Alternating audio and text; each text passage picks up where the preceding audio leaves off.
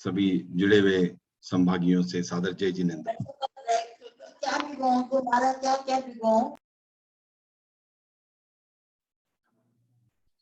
Okay, तो पिछली class से कोई प्रश्न है तो पूछ सकते हैं, उसके बाद आगे चलते हैं।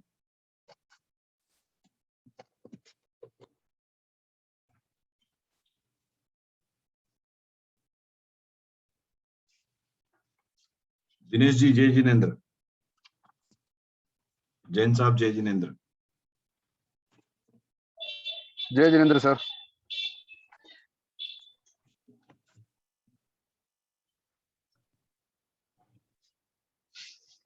तो संभवतया पिछली क्लास से कोई खास प्रश्न नहीं लग रहे हैं, तो हम पंचम प्रकाश में थे जैन सिद्धांत दीपिका के, और हम सम्यक्त की बात कर रहे थे और हमने बताया कि संवर की परिभाषा क्या होती है। तो आश्रव निरोध संवर, ये पहला सूत्र था, अर्थात आश्रव के निरोध को संवर कहते हैं।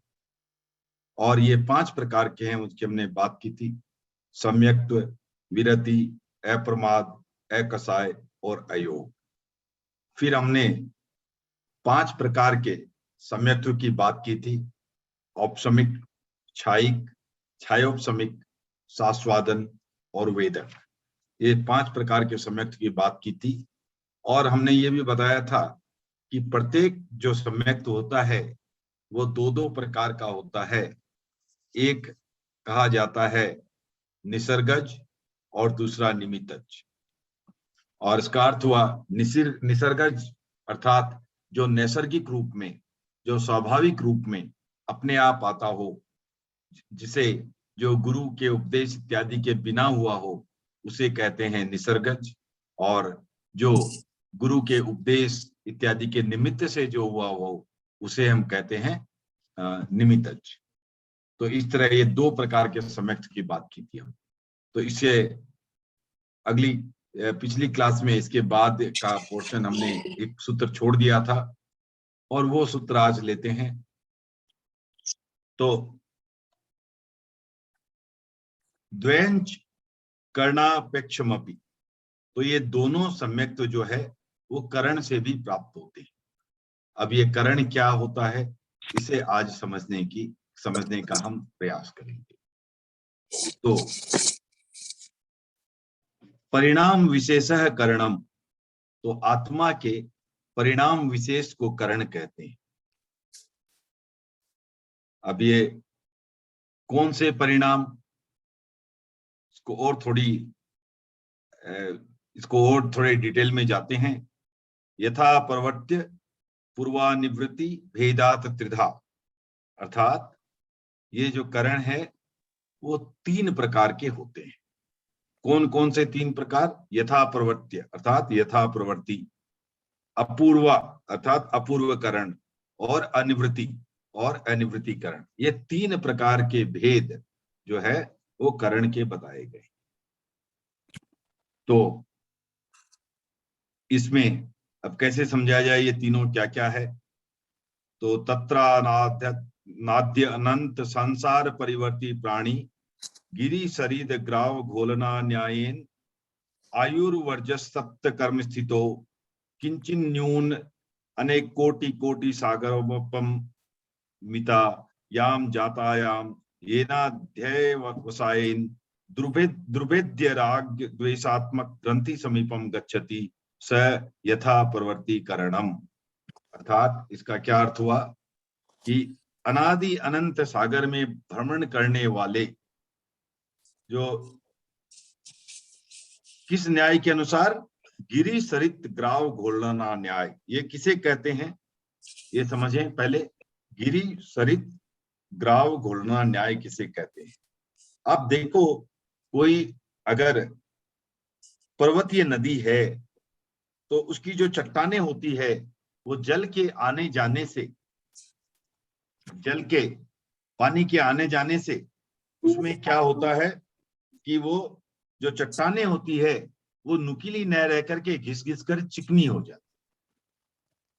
चट्टान जो होती है वो नुकीली चट्टान, वो भी जो पानी के बार बार लगने से जो है वो चिकनी हो जाती है, उसे ही हम गिरी सरित ग्राव घोलना न्याय कहते। तो अर्थात इस प्रकार के न्याय के अनुसार माने परिभ्रमण करते ही करते, जैसे जैसे अनंत सागर में परिभ्रमण कर रहे हैं, तो एक ऐसी स्थिति आती है। हम जानते हैं कि कर्मों की स्थिति के बारे में सभी जानते हैं। स्थिति किसे कहते हैं कर्मों की? कोई बताएंगे कर्मों की स्थिति किसे कहते हैं?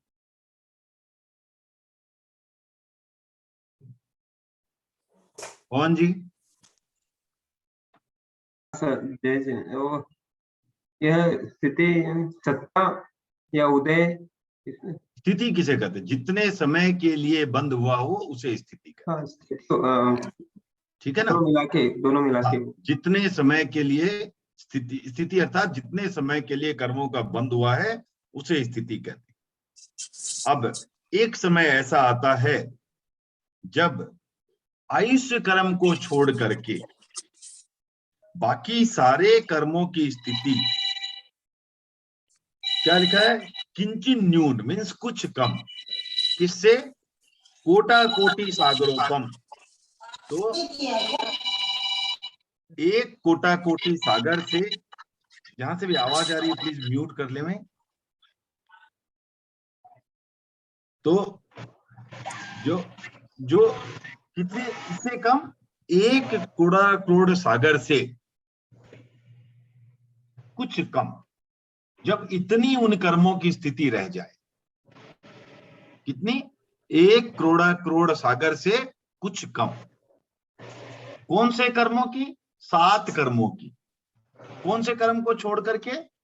आयुष्य कर्म को छोड़। इन 7 कर्मों की जब स्थिति एक करोड़ सागर से कुछ कम रह जाए, तब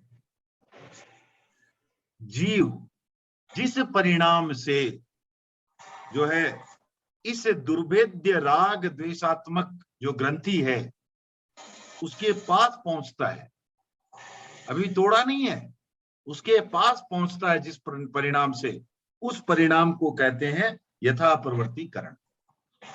तो इस तरह हमने 3 करणों की जो बात की, उनमें से पहला करण क्या था? यथा प्रवृत्तिकरण। और ये कैसा, ये कौन सा करण है? जैसे जब हमारे सारे कर्मों की स्थिति आयुष्य कर्म को छोड़ करके एक करोड़ सागर से कुछ कम रहती है, तब जिस परिणाम से जीव जो है वो राग द्वेषात्मक ग्रंथि है उसके करीब आता है, उसके पेरिफेरी पर आता है, उसे हम कहते हैं यथा प्रवृत्तिकरण। ठीक है? तो एक बार पुनः इसको रिपीट करता हूं मैं, थोड़ा सा इसको समझना है। तो हमने क्या कहा कि पहले कहा परिणाम विशेषीकरणम, अर्थात आत्मा के परिणाम विशेषीकरण है। ओके। और जो दूसरी हमने बात की कि कितने प्रकार के हैं? 3 प्रकार के बताए, यथा प्रवृत्ति, अपूर्व और अनिवृत्ति।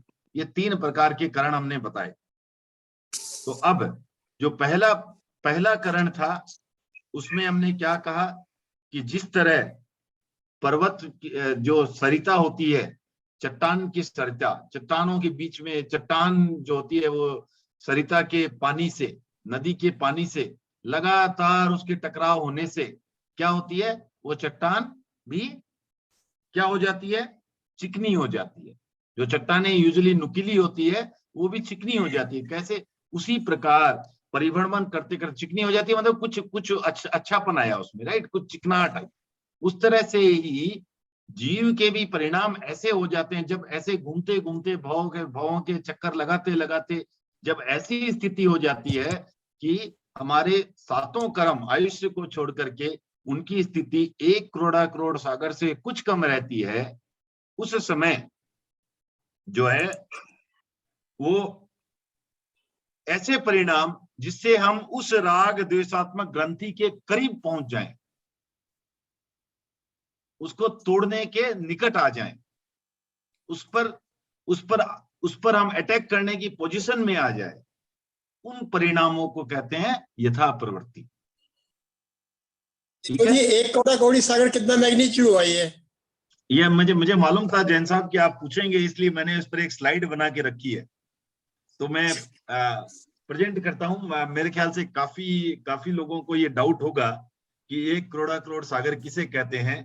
तो allow me to present it, I will just present it, I will share my screen. Thank you.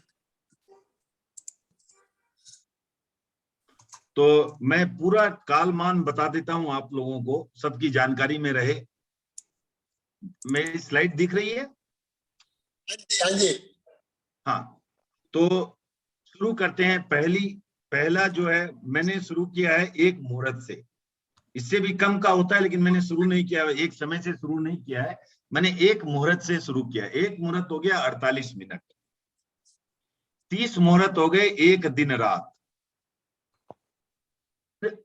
15 दिन का होता है 1 पक्ष, 2 पक्ष का 1 मास या महीना, 2 मास की 1 ऋतु।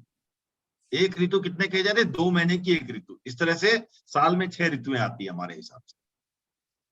फिर 3 ऋतु का होता है 1 अयन, 2 अयन का 1 वर्ष। अयन को आप 6 मासी भी बोल सकते हैं, ठीक है ना। और 2 अयन का 1 वर्ष और 5 वर्षों का 1 युग। यहां तक तो किसी को डाउट है? यहां तक ठीक है? ओके, तो आगे चलते हैं। इसके बाद इंटरेस्टिंग शुरू होता है। 70 लाख करोड़ 56,000 करोड़ वर्ष। तो आप इसको 70,56,000 करके उसको करोड़ बना दें, उतने वर्षों का होता है 1 पूर्व। और असंख्य वर्षों का होता है 1 पल्योपम। असंख्य किसे कहा जाए, ये भी एक प्रश्न उठता है। तो मैं पल्योपम की भी आपको परिभाषा बताऊंगा, लेकिन पहले ये समझ लें कि जैन में असंख्य किसे कहते हैं। तो जैन में जो संख्या गिनती के परे हो उसे असंख्य कहते हैं। अब गिनती के परे क्या है? तो हमारे में एक संख्या है, अब उसमें थोड़ा बहुत मतांतर हो सकता है कि वो संख्या क्या है, लेकिन जो सामान्यतया मैंने देखा है वो जो संख्या है उसका नाम है शीर्ष प्रहेलिका। शीर्ष प्रहेलिका से ऊपर जो भी काउंट होता है उसे हम असंख्यात गिनते हैं। अब शीर्ष प्रहेलिका कितनी है? ये लगभग मैंने 2 जगह अलग अलग देखा है, बट 194 अंकों की एक संख्या है, कुछ जगह 250 अंकों की संख्या बताते हैं। तो इतने जो है 194, और कहीं आया, इसका मान भी आया है कि 84 लाख को आप 28 बार एक दूसरे से एक साथ गुना करें। 84 लाख इंटू 84 लाख इंटू 84 लाख 28 बार जो गुना करें तो जो संख्या उभर कर आती है वो एक शीर्ष प्रहेलिका है। उसके ऊपर जो भी संख्या होती है उसे असंख्यात माना जाता है। इस बात पर किसी को डाउट है? अशोक जी, हाँ बोलिए सर। क्लियर है? नहीं डाउट मतलब क्या फिगर आएगा वो डाउट है। नहीं, क्या फिगर आएगा वो तो छोड़ दो आप, वो तो कैलकुलेटर में लगा लेना आप। अगर आपका कैलकुलेटर इतना बड़ा हो तो हाँ। वो तो कोई दिक्कत नहीं है, वो तो दिखाया जा सकता है आपको, वो कोई प्रॉब्लम नहीं है। बट कहने का अर्थ है कि ये 194 डिजिट की संख्या है, ठीक है ना। 194 डिजिट की संख्या है, तो इसके ऊपर जो भी आती है वो जो है असंख्य मानी जाती है। और अब एक पल्योपम ऐसा क्यों सर? ऐसा क्यों सर? उसके 194 डिजिट से बाद ही असंख्य, पहले नहीं? वो ऐसा माना गया, वो तो मैं आगम की बातों में मैं क्या बताऊं आपको। अच्छा ठीक। वो उस संख्या को शीर्ष प्रहेलिका कहा गया है, कोई संदर्भ में आया होगा, बट शीर्ष प्रहेलिका कहा गया। उसके बाद की संख्या को हम गिनती में नहीं लेते हैं, संख्यात में नहीं मानते हैं। उसके अच्छा। बाद की संख्या को हम कहते हैं कि ये संख्या से परे है। एक सीमा तय की है और वो सीमा कुछ भी तय करती है। आप प्रश्न कर सकते थे वही सीमा क्यों, लेकिन हाँ। सीमा वही तय है अपने हिसाब से। अब ये समझना है कि एक पल्योपम किसे कहा जाए, तो ये काल उपमा के द्वारा बताया जाता है। कैसी उपमा? तो क्या किया जाता है, आप एक चार कोष सब समझते हैं? कोष की जानकारी है सबको या नहीं? एक कोस का 2 माइल। एक कोष 2 माइल होता है, करेक्ट है। एक कोष 2 माइल, करेक्ट है। तो 4 कोष अर्थात 8 माइल। तो एक 8 मील लंबा, चौड़ा और गहरा गड्ढा, कुआं आप बोल सकते हो। 8 मील लंबा, 8 मील चौड़ा और 8 मील गहरा गड्ढा या कुआं आपने खोद लिया, ठीक है ना। और उसमें आपने क्या किए, आपने जो नवजात यौगलिक है, माने सब युगलियों से परिचित हैं, जो पहले दूसरे आर्य में होते थे। ऋषभदेव के पहले क्या थे, युगल ही थे ना, सारी यौगलिक परंपरा थी। तो एक युगल पैदा होते थे और वो क्रम था, और अपनी मृत्यु से 6 महीने पहले एक और युगल को जन्म देते थे और फिर वही युगल जो है कालांतर में पति पत्नी के रूप में रहते थे। इस तरह ये चलता रहता था क्रम। तो ये जो यौगलिक, ये जो युगल, नवजात युगल जो होते हैं, उनके जो केस हैं वो बहुत सूक्ष्म होते हैं। अब कैसे कैसे बताया जाए कितने सूक्ष्म होते हैं? तो उनका जो एक केस है, राइट, अब वो कैसे समझें? तो हमारा एक केस उनके 2401 केसों के बराबर है। वो इतने सूक्ष्म होते हैं उनके केस। क्लियर हो गई बात? अपना एक बाल और जितना मोटा होता है उसमें उनके 2401 बाल आ जाते हैं। अब ऐसे बालों को असंख्य टुकड़े कर दिया आपने, उसके जितने छोटे छोटे टुकड़े कर दिए ऐसे बालों के। और इस जो आपने जो गड्ढा खोदा था 8 मील वाला, 8 मील लंबा, 8 मील चौड़ा और 8 मील गहरा, उसको लबालब भर दिया। इतना माने बुरी तरह से भर दिया कि आप उसमें से माने एक बूंद भी पानी भी उसमें ना जा सके। चाहे समुद्र के वेग का पूरा पानी आ जाए तब भी नहीं जा सके। पूरे चक्रवर्ती का अगर रथ उस पर से चला दिया जाए तब भी वो एक हल्का सा भी नीचे ना जाए। इस तरह से उसको लबालब भरा हुआ। ये आप ये कल्पना करो कि इस तरह वो भरा हुआ। अब क्या करते हैं आप, उसमें जितने टुकड़े थे, 100 वर्षों में एक टुकड़ा निकाल के फेंकते हैं। कैसे? हर 100 वर्ष में एक टुकड़ा निकाल के फेंकते हैं। तो जब वो कुआं खाली हो, वो एक पल्योपम होता है। ठीक है ना? किसी को डाउट है या समझ में आ गई पूरी बात?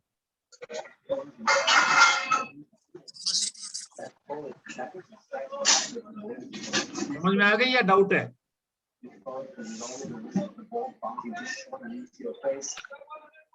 हाँ ना में तो जवाब दीजिए कोई। हैं? नहीं, आप संख्या पर विस्मय कर सकते हो, कितना बड़ा है उस पर विस्मय कर सकते हो, वो अलग बात है, परंतु समझ में आ गई ना बात क्या है। अब प्रश्न पूछा जाए, अगर आपको ये प्रश्न किया जाए कि पल्योपम किसे कहते हैं, तो आप उसका जवाब तो दे सकोगे ना? हाँ या ना? हाँ निर्मल जी, हाँ निर्मल जी, हाँ हाँ, ये आपने जो यौगलिक के बाल का लिखा है, हाँ। उसमें सभी यौगलिकों के बाल एक जैसे नहीं होते। उसमें उत्तर पूर्व के जो यौगलिक हैं उनके बाल लिए जाते हैं, उनके सबसे पतले होते हैं उनके बाल। दूसरे यौगलिक से पतले उनके बाल होते हैं, तो उनके बालों को लिया जाता है यहाँ पे। उनके बालों के इतने टुकड़े करके उसको खड्डे को ठसाठस भरा जाता है। मैंने क्या जैन दर्शन मन मीमांसा से लिया था, उसमें उन्होंने हाँ। सिर्फ इतना ही मेंशन किया है कि नवजात हाँ। योगलिक, हाँ। और तुलना से बता दिया कितने सूक्ष्म होते हैं कि हमारे हाँ, एक हाँ। बाल में उनके 2401 बाल आ जाते हैं। योगलिकों में भी सबके अलग अलग है, किसके पतले ज्यादा है, वो उत्तर पूर्व के ज्यादा पतले होते हैं तो उसका लिए जाते हैं मतलब। हाँ, उत्तर पूर्व जो है उसमें हमेशा प्रथम आर्य की सी स्थिति रहती है। तो ये टुकड़ा कितना लंबा होना चाहिए? असंख्य भाग कर दो, आप असंख्य भाग कर दो उसके भी ऐसे वो तो हाथ में ही नहीं आएगा। हाँ, हाँ, तो जितना कर सकते हो, जितना कर सकते हो उतने हो। भाग करके उसको लबालब भर दो। अब उसके दूसरा टुकड़ा नहीं हो सकता, मतलब कहने का मतलब हाँ। जितना टुकड़ा करने के बाद उसका दूसरा टुकड़ा आप नहीं कर सकते, उतना ही भरना पड़ता है। हाँ, जितने छोटे आप कर सकते हो करके आपने भर दिया, ठीक है ना। अंदाजन किसी ने ये तो किया होगा, क्या संख्या आएगी? इसीलिए आपको बताया ना, ये 94 डिजिट की, 194 डिजिट की जो भी संख्या है उसके ऊपर है। हाँ, उससे ऊपर ही रहेगी। उतना ही है, मतलब कितने गुना, कुछ तो गुना ऊपर, कुछ क्या? ये मेरी जानकारी में नहीं है, जो वर्णन आता है इतना ही आता है। ये उपमा दी गई है, उपमा हाँ। है। हाँ, मतलब हमको एहसास हो कि कितना घना है वो।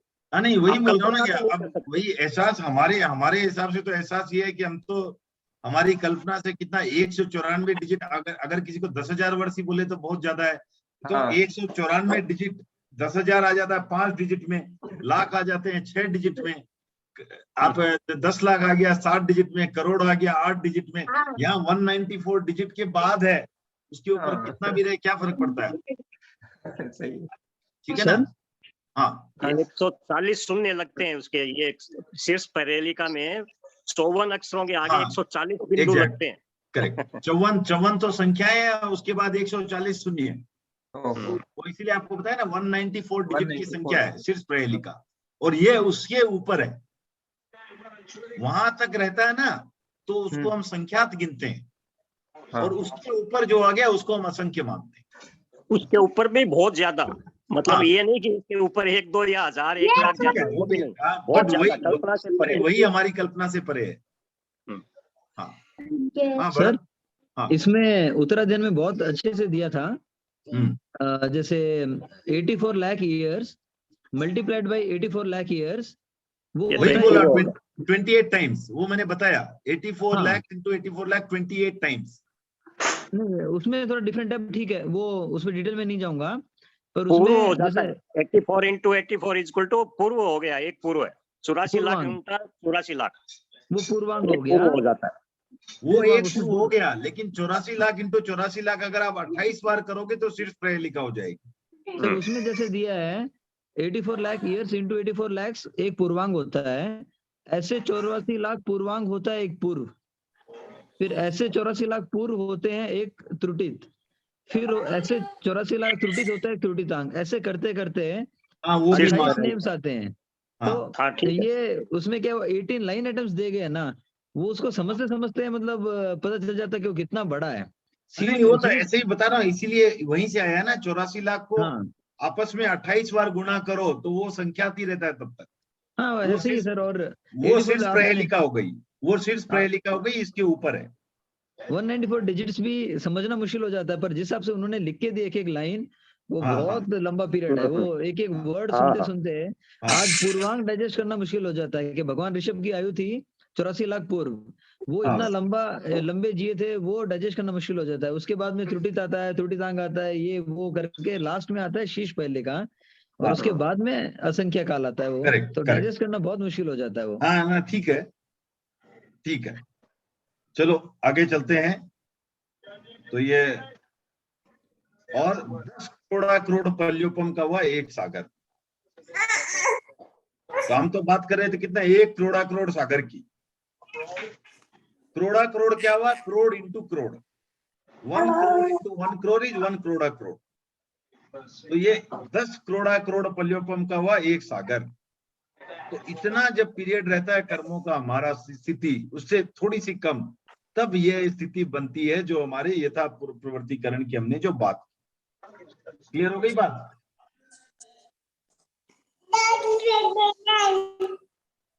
ठीक है ना? तो सर उस समय मतलब उस समय के पहले हमें समय या वो प्राप्त हो जाती है। मैंने कहने का अर्थ हुआ कि अगर यथा नहीं, वो सम्यक तो नहीं आया है अभी तक, यथा प्रवर्तीकरण सम्यक तो नहीं है, ये सम्यक तो नहीं है अभी। ओके यथा प्रवर्तीकरण तो भवी और अभवी दोनों को होता है। ओके सर, अभवी को कैसे होगा सर? उसके कर्म तो यथा कभी प्रवर्तीकरण होता है। यथा प्रवर्तीकरण का मतलब ये नहीं कि सम्यक तो आ जाएगा, ऐसी स्थिति हर भवी और अभवी जीव के कई कई बार होती है जीवन में। ओके ओके, फिर से अपन मतलब वापस पीछे जा सकते हैं। हाँ, ये ऐसा नहीं कि ये वन वे ट्रैफिक नहीं है कि वो चले गए तो अब आगे ही जाओगे, नहीं। ओहो ओके ओके, हाँ, मैं यथा तो समझा प्रवृत्ति, कि ये स्थिति आ गई मतलब अभी नहीं दिन नहीं, है। ये स्थिति आ गई मतलब आपका चांस बना है सम्यक तो आने का। ओके ओके इसके बाद भी आप चांस गंवा सकते हो। ओके वापिस इसके बिना तो निगोद में भी चांस ही जा नहीं सकते है। हो, हाँ? वापिस निगोद में भी जा सकते हैं अभी। हाँ, अभी एकदम अभी एकदम वापिस एकदम, निगोद में भी जा सकते हैं। हाँ एकदम जा सकते हैं। ओके ओके, ठीक तो है ना? मतलब फिर अभवी को भी हो सकती है, माना जा सकता है। नहीं नहीं नहीं, अभवी को सम्यक तो आएगा ही नहीं, ये अभवी को यथा हाँ, प्रवर्तीकरण अभवी को हो सकती है। हाँ ये स्थिति आ सकती है Yes. क्योंकि वो पीछे जा सकते हैं, मतलब आज पीछे Correct. जाएगा ही जाएगा वो। करेक्ट करेक्ट तो करेक्ट आएगी। Correct correct, okay. ओके। तो ये हो गया आपको। अभी पहले वो करण में जाने के पहले हम ये पहले अपने ये समय वाले को पूरा समझ लें, ताकि जैन साहब पूरे संतुष्ट हो जाएं इससे। तो उसके बाद 20 करोड़ सागर का होता है एक काल चक्र। एक काल चक्र का अर्थ क्या हुआ? एक क्या बताएं? दो चक्र, दो अवसर्पिणी, अवसर्पणी अवसर्पणी अवसर्पिणी, अवसर्पणी अवसर्पणी और उत्सर्पणी दोनों मिला करके एक काल चक्र हाँ हुआ। हाँ ठीक है ना? अब उसमें भी क्या होता है, हर अवसर्पणी में भी 6 आरे होते हैं और उत्सर्पणी में भी 6 आरे होते हैं। तो 6 आरों को मिला के 10 करोड़ सागर होता है। तो इस तरह 10 करोड़ सागर उत्सर्पणी के और 10 करोड़ सागर अवसर्पणी के 20 करोड़ सागर। अब इन 10 करोड़ का क्या हिसाब है? पहला आ रहा 4 करोड़ सागर का, दूसरा आ रहा 3 करोड़ सागर का, और तीसरा आ रहा है 2 करोड़ सागर का। तो कितने हो गए? 9 करोड़ सागर हो गए। और जो चौथा आ रहा होता है वो 1 करोड़ सागर में से 42,000 वर्ष कम। ठीक है? और वो 42,000 जो है वो 5वें आरे के 21,000 वर्ष और छठे आरे के 21,000 वर्ष। तो इस तरह चौथा, 5वां और छठा मिला करके 1 करोड़ सागर का होता है। और इस तरह समुच्चय मिला करके ये 10 करोड़ सागर का एक उत्सर्पणी या अवसर्पणी काल होता है, और दोनों को मिला करके 20 करोड़ सागर का एक काल चक्र। क्लियर हो गई बात? जैन साहब, any doubt? Clear clear sir, clear. Okay, thank you. तो विल मूव अहेड। तो मैं शेयर बंद करता हूँ। एक पूछना था। हाँ सर, ये 9 करोड़ सागर हो जाते हैं 4, उसमें मनुष्य जाति की संख्या और ये जो बाकी 3 आरे के मनुष्य जाति की संख्या में क्या तुलना कुछ? मेरी जानकारी में नहीं है, किसी की जानकारी में है तो बता सकते हैं। वो तो ह्रास हो रहा है ना, सब चीजों का ह्रास हो रहा है। अभी ऊपर से नीचे आ रहे हैं ना, तो कम ही होगा सब चीजों का ह्रास, कम होता जाएगा। मेरे ख्याल से तो मनुष्य जाति तो ठीक है, ह्रास हो रहा है, लेकिन मनुष्य जाति की संख्या बढ़ रही नहीं है। नहीं, संख्या में भी ह्रास ही होगा, अपने को लगता है ऐसा, बाकी संख्या में भी ह्रास ही होगा, क्योंकि छोटे होते जा रहे हैं, सब ये हो जाते हैं। तो संख्या के अनुसार संख्या ऐसे दी नहीं गई आगमों में, लेकिन ह्रास होगा, बस इतना ही है। ह्रास होता जाता है, हर चीज का ही ह्रास हो रहा है, कम हो रहा है। और जब नीचे से चलेंगे ऊपर तो फिर बढ़ती जाएगी, सब चीज बढ़ती जाएगी। अजितनाथ भगवान के समय में बोलते हैं कि सबसे ज्यादा उस टाइम थे मनुष्य। ओके, तीर्थंकर के। हाँ, ओके, ठीक है, धन्यवाद। Thank you Dhanraj sir. तो हाँ सर। आगे बढ़ते हैं। तो इस तरह अब हमने बात की थी यथा प्रवृत्तिकरण की। तो यथा प्रवृत्तिकरण हमने क्या बताया था, जब जो गिरी सरित जो ग्राव घोरना न्याय के अनुसार, अर्थात जो रिपीटेड एक अपॉर्चुनिटी मिल गई ऐसे करते करते, जैसे जैसे सरिता से चट्टान टकरा टकरा करके चिकनी हो जाती है, उसी तरह जीव जो है वो भ्रमण करते करते ऐसी स्थिति में आ गया कि हमारे जो है बाकी सारे कर्म आयुष्य को छोड़ करके उनकी स्थिति 1 करोड़ सागर से कुछ कम रह जाती है। तो और उसमें ऐसे परिणाम जिससे कि हम जो दुर्भेद्य, अर्थात जो भेद करने में मुश्किल हो, जिनका छेदन करना मुश्किल हो, दुर्भेद्य, जैसे दुर्भेद्य हम कह जाते हैं हमारा ये किला दुर्भेद्य है, माने उसको अटैक करना मुश्किल हो, उस पर उससे पार पाना मुश्किल हो, उसे जिसका भेदन करना मुश्किल हो, उससे राग द्वेषात्मक ग्रंथि माना गांठ, उस राग द्वेषात्मक गांठ के पास जिस आत्म परिणाम से जीव पहुंचता है उसे कहते हैं यथा प्रवृत्तिकरण। ठीक है, क्लियर हो गई बात? ओके। अब यथा प्रवृत्तिकरण किसे होता है? ये करण भव्य और अभवी दोनों को अनेक बार होता है। ठीक है, ये दोनों को अनेक बार होता है। ओके, अब उसके बाद क्या होता है? एतद्वि भव्यानाम अभव्यानाम च अनेकशो भवति, अर्थात एतद्वि मीन्स ये जो थी, कौन सी? यथा प्रवृत्तिकरण। भव्यानाम अभव्यानाम, अर्थात भव्य जीव को भी और अभवी जीव को भी, च अनेक सो भवती माने अनेक बार होता है। ठीक है, क्लियर हो गई बात?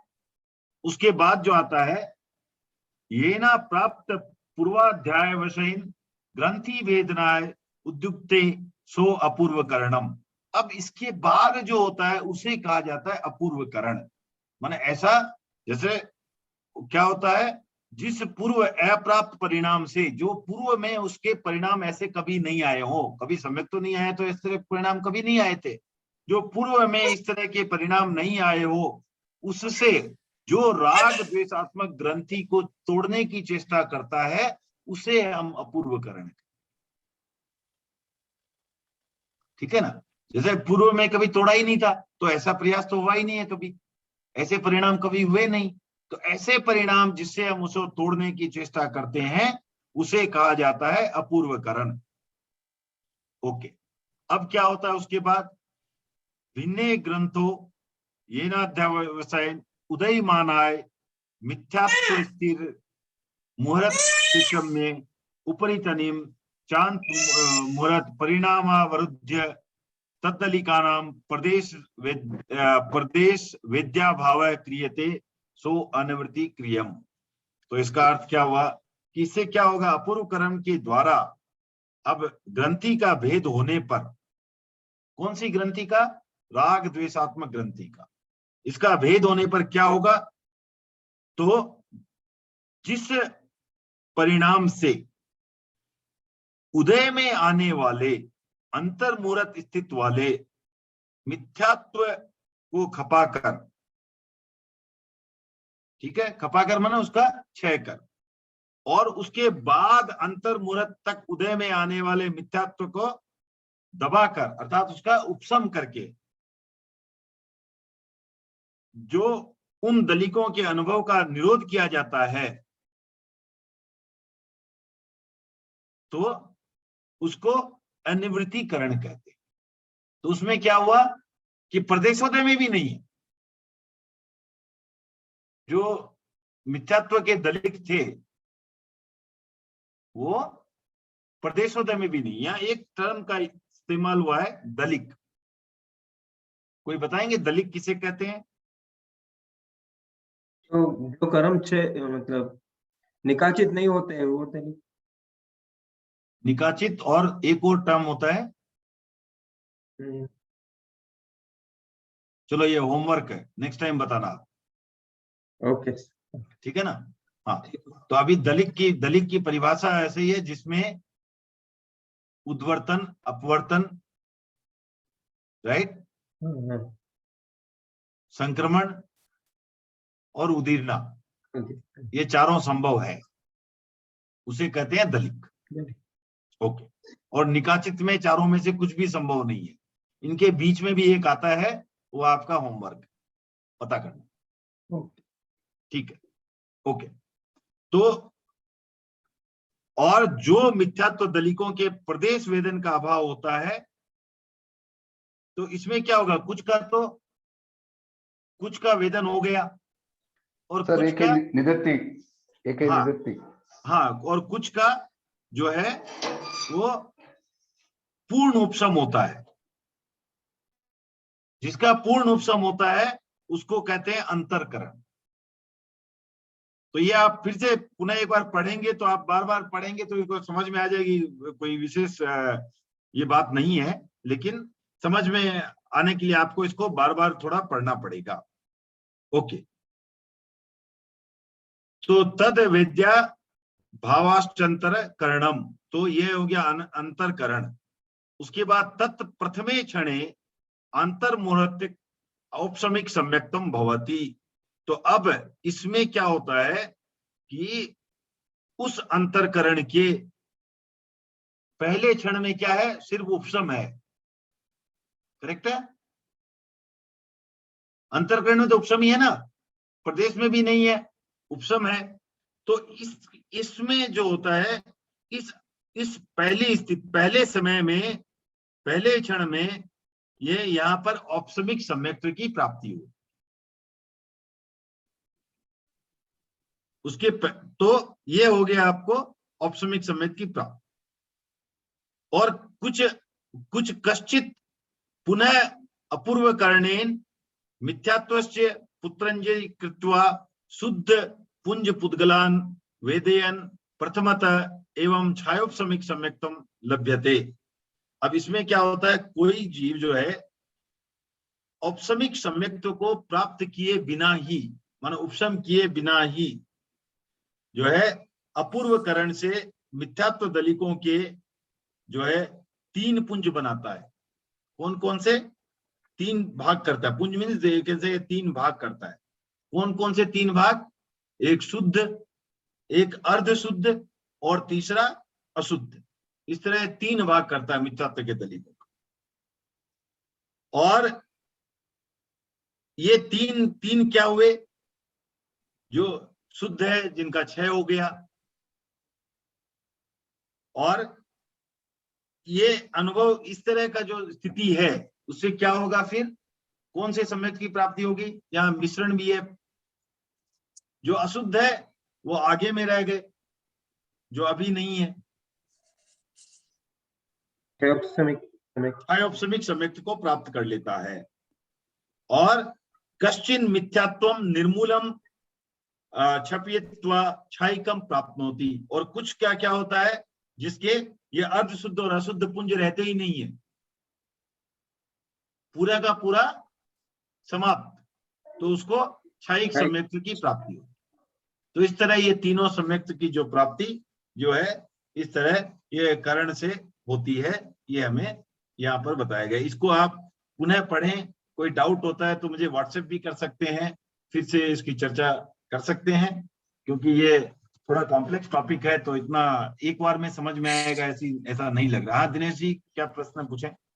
सर एक अपूर्व करण का एक रेफरेंस आता है 8वें गुणस्थान के बाद, जब हाँ वो थोड़ा वो आता है, वो इससे थोड़ा सा अलग है। वो भी अपूर्व करण ही है। हाँ है, अपूर्व करण है। उस दृष्टि से उसकी कभी और चर्चा करेंगे दिनेश जी। उस दृष्टि से जो अपना निवृत्ति बादर गुणस्थान है, उसको कहीं कहीं उसका नाम अपूर्व करण भी आया है, और अनिवृत्ति बादर का जो है वो अनिवृत्ति बादर आया है। तो इस तरह वो भी है, वहां पर है। उसकी चर्चा बाद में कभी करेंगे। यहाँ सिर्फ अभी जो हमने जो इन करणों की बात की है, इनका 3 करण के नाम से ये आता है। और कहीं कहीं यथाप्रवृत्तिकरण का नाम जो है अधःकरण भी आया है। और इसका जो है विशेष वर्णन जो है और भी दिगंबर साहित्य इत्यादि में भी मिलता है, लब्धिसार में भी इसका वर्णन मिलता है। तो सर असंख्यात के लिए एक और उपमा है, if okay can I share? Yes जरूर। My understanding is there, then I think it will help others also. हाँ जरूर। जैसे अपुकाई, पानी के जीव जिसको बोलते हैं, हाँ। गिनती में वो असंख्यात की कैटेगरी में आते हैं। हाँ। गिनती में तो जैसे एक बूंद पानी में हम लोग बोलते हैं कि असंख्यात जीव है। हाँ। एक लोटे के पानी में, बकेट के पानी में असंख्यात जीव मानते हैं। हाँ। और एक सागर में असंख्यात जीव हैं।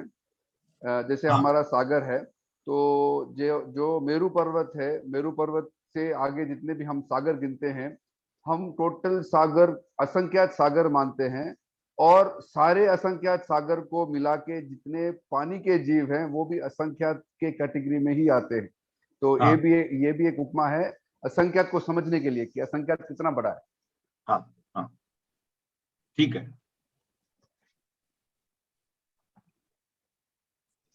तो इसमें क्या है कि इसमें जो हमने ये कहा कि असंख्यात जो है वो भी, उसका भी एक वाइड स्पेक्ट्रम है।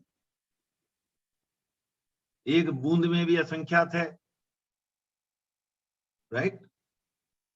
अब जैसे अगर आपको मैं साधारण अर्थों में बताऊं तो ठीक है, इसमें नहीं जाते हैं, मैथमेटिकली भी जा सकते हैं, इसको थोड़ा और उलझ जाएंगे, तो इसलिए अभी आज के लिए उसको विराम देते हैं, कभी और फेस टू फेस क्लास होगी जिसमें देखेंगे।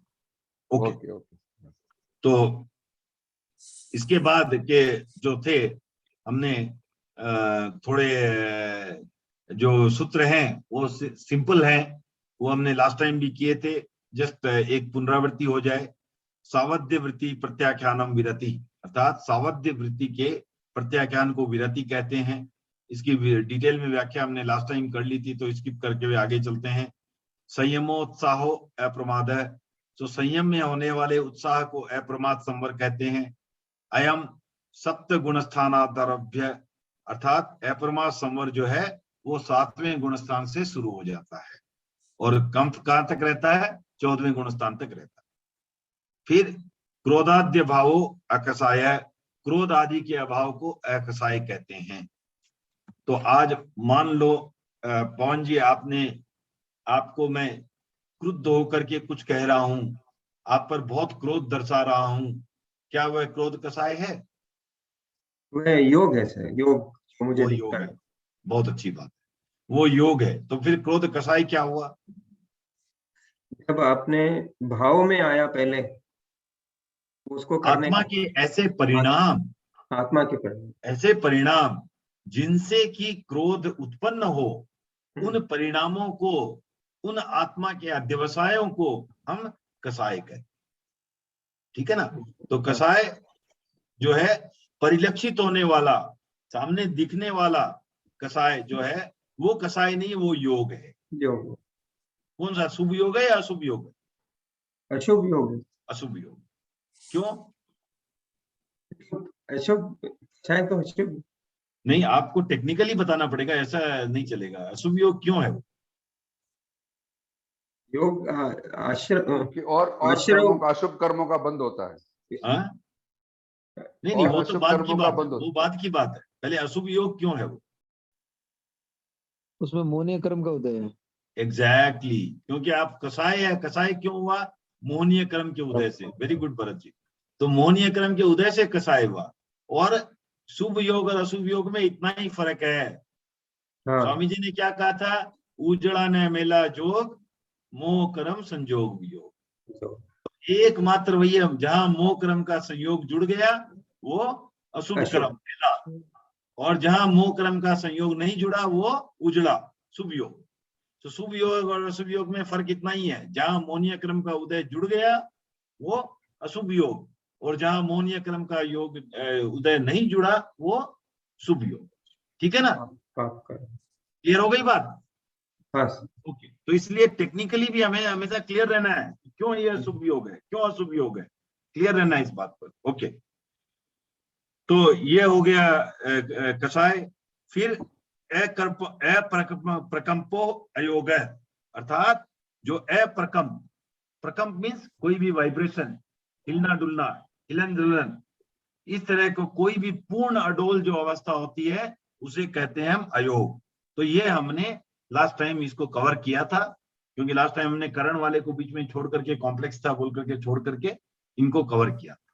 तो ये हो गया आपको बाकी के जो थे 4 संवर, उसको मैंने बहुत संक्षिप्त में फिर से एक पुनरावृत्ति कर। तो उसके बाद क्या आता है, तपसा कर्म विच्छेदात आत्मन निर्मल्यम निर्जरा, अर्थात तपस्या के द्वारा कर्म मल को, अर्थात कर्म रूपी गंदगी को का विच्छेद होने से, या अर्थात उसका विसंयोग होने से, उसको हटने से जो आत्मा की उज्ज्वलता होती है उसे निर्जरा। तो निर्जरा क्या है? आत्मा की उज्ज्वलता है, राइट। जो तपस्या के द्वारा कर्म जो हटने से जो आत्मा की उज्ज्वलता होती है, आंशिक उज्ज्वलता होती है, उसे हम निर्जरा कहते हैं। और जो पूर्ण उज्ज्वलता हो जाए तो उसे क्या कहेंगे?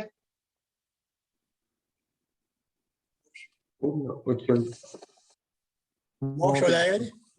पूर्ण उज्ज्वलता मोक्ष हो गई, सही है एकदम जैसा। पूर्ण उज्ज्वलता मतलब कर्म रज पूरे खत्म। पूर्ण तो तभी होगा ना जब पूरे खत्म हो। तो पूर्ण हो गई तो उसे मोक्ष कहें। अब फिर आती है सकामा कामाच, अर्थात निर्जरा 2 प्रकार की होती है, सकाम और अकाम। सह कामेन मोक्षालिभाषेण विधीयमाना निर्जरा सकामा तत्परा अकामा, द्विधापि इयं सम्यक्त्वेनाम मिथ्यात्वेनाम च। और ये यहाँ पर बहुत इंपॉर्टेंट सूत्र है, इसके साथ ही आज रोकूंगा मैं। ये ध्यान देने की बात है। तो मोक्ष प्राप्ति के उद्देश्य से की जाने वाली निर्जरा सकाम निर्जरा, और इसके बाहर जो होती है उसे अकाम निर्जरा कहते हैं। और ये जो लास्ट श्लोक का पार्ट था, द्विधापि इयं सम्यक्त्वेनाम मिथ्यात्वेनाम च, ये बहुत इंपॉर्टेंट बात है। बहुत बार कंफ्यूजन होता है। तो जैसे मैं आपको प्रश्न पूछता हूं, सकाम निर्जरा क्या मिथ्यात्वी को हो सकती है? नहीं, दोनों को हो सकते हैं निर्जरा तो। निर्जरा तो हो सकती है, सकाम निर्जरा हो सकती है क्या? निर्जरा होने में क्या है जी? नहीं, सकाम निर्जरा हो सकती है क्या? दोनों हो सकते हैं, भवी के भी और भवी को भी। तो सम्यक्त्वी और मिथ्यात्वी दोनों को ही सकाम निर्जरा हो सकती है, ऐसा इस सूत्र में आया है। यही मैं बोल रहा था, बहुत इंपॉर्टेंट चीज है, वो ध्यान रखने योग्य बात है कि ये दोनों प्रकार की निर्जरा, सम्यक्त्वी और मिथ्यात्वी दोनों के हो सकते। तो आज इतना ही रखेंगे, किसी को कोई प्रश्न है तो पूछें। कैसे सर? मिथ्यात्व में तो मोक्ष जाने की अभिलाषा नहीं रहती है ना, तो सकाम निर्जरा कैसे हुआ? नहीं, ये तो इसमें सूत्र में जैन सिद्धांत दीपिका में यही आया हुआ है।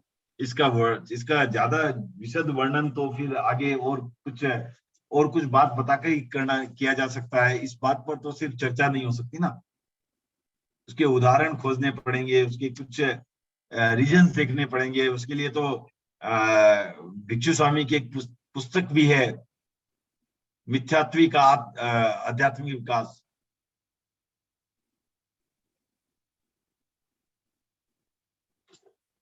तो ये इतना 1 मिनट में आंसर देने लायक बात नहीं है भरत, इसको अध्ययन करना पड़ेगा। लेकिन सूत्र में कहा गया है तो हमें ये मानना है कि दोनों के दोनों प्रकार की निर्जरा हो सकती है। ऐसे कैसे होती है वो बाद में सोचेंगे। ठीक है सर। ये सिर्फ उसको, इस पर और कोई डाउट प्रश्न है तो पूछे जो समझने में। इसका तो उत्तर अभी आज संभव नहीं होगा। ऐसे ही माइंड में आ रहा था कि मिथ्यात्वी अगर कभी सम्यक्ति हुआ, सम्यक्ति से फिर से अगर मिथ्यात्वी हुआ, तब उसने निर्जरा की, तो क्या उस अपेक्षा से हो सकता नहीं, है मैं या नहीं? उसके इसके उत्तर में आज उलझूंगा ही नहीं। मैं बताया ना, आज आज इसका जो है, इसकी जितनी भी क्यूरियोसिटी है, तुम्हें उत्तराध्ययन पढ़ के या कुछ और करके ही आज सल्टानी पड़ेगी। ठीक है। आज मैं चाहता हूं कि अगली क्लास में आके तुम बताओ हमें कि क्यों दोनों के दोनों निर्जरा हो सकती है। ठीक है सर, रिसर्च करेंगे। हाँ, ये सही है। हाँ, ये समझने में कुछ डाउट हो तो बताओ, बाकी चीजें ये तो, इस चीज को आज हम यही मानेंगे कि इतना ही है। सर इसमें जो पहले वाला 3 करण में पहले वाला भेद था, तो जैसे ही वो राग द्वेष की ग्रंथि को टच करते हैं, हाँ। उस समय शायिक समय तो मिल सकता है। हाँ, मिल सकते हैं ना, तीनों ही आए ना। हाँ, तीनों आया, तो हाँ। फर्स्ट टाइम उसको ही शायिक समय उसको तो मिल सकता है। उसको थोड़ा भरत 2-3 बार पढ़ो तब क्लियर हो जाएगा।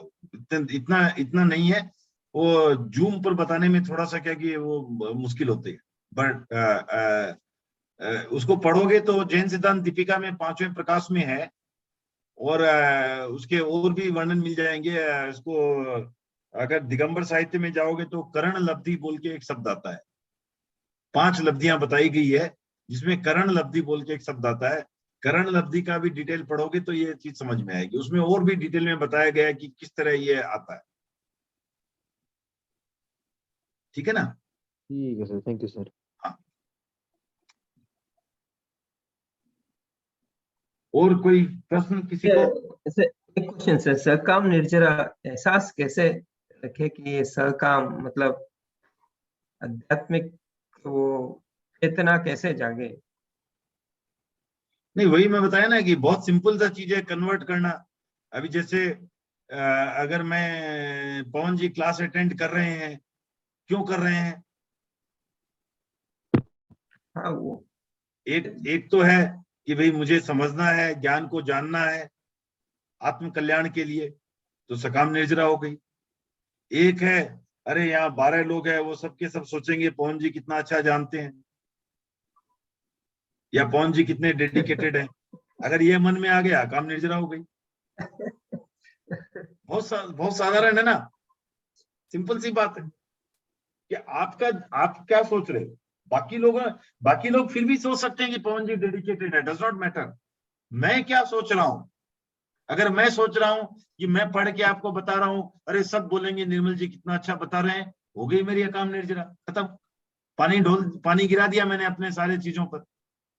और अगर वही मैं सोच रहा हूँ, नहीं मुझे तो अपने साथ साथ है जो अपने और भी लोगों का ज्ञान बढ़े इस दिशा में, साथ साथ डिस्कशन हो, धार्मिक वातावरण का निर्माण हो, इसलिए मैं कर रहा हूँ, तो सकाम निर्जरा हो गई।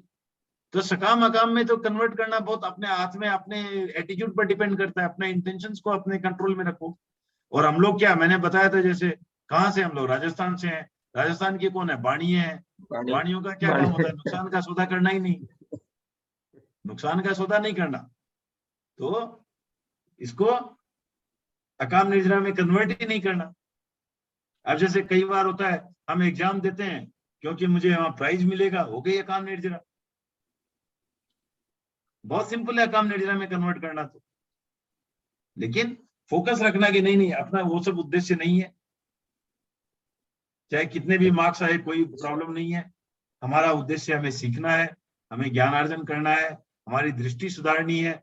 अगर यही एम रखेंगे, सकाम निर्जरा होगी।